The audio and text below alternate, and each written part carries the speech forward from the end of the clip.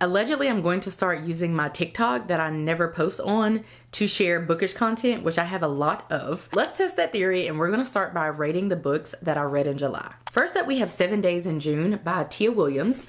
My friend gifted this to me after she learned that I loved A Love Song for Ricky Wilde, also by Tia Williams. However, unlike A Love Song for Ricky Wilde, this didn't really do it for me, so I rated it a 3. Please note that my rating scale is as follows. A 0, 1, or 2 is a book that I could have gone my whole life without reading. A 3 is kind of like either way, the book was mid, quite literally, and then a 4, 5, or 6 would be a book that I loved. Next up, we have Chaos Theory by Nick Stone. This is a random book for somebody to be reading at my big grown age, but I actually read it with my husband last month in July during our summer break from work.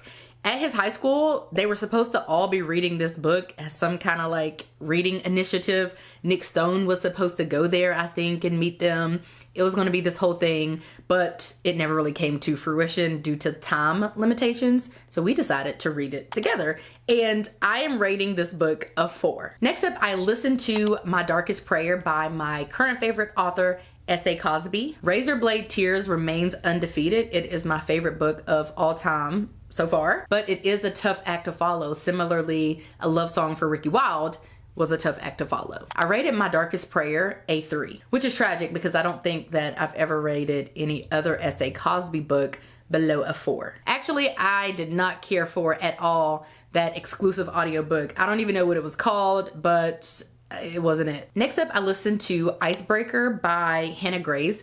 It was one of those books that people have lots of mixed reviews, if you will. I feel like most people don't like the book, so I had to read it for myself. I actually listened to it while I was taking a road trip to Virginia Beach. I actually did not dislike it as much as some people disliked it. I rated it a 4. For book club in July, we read Shanora Williams' Whispers of the Lake. I rated it a 2. Oh, and I read that on the Kindle. Next up, we have The Wedding People by Allison Espach. A lot of people really like that book.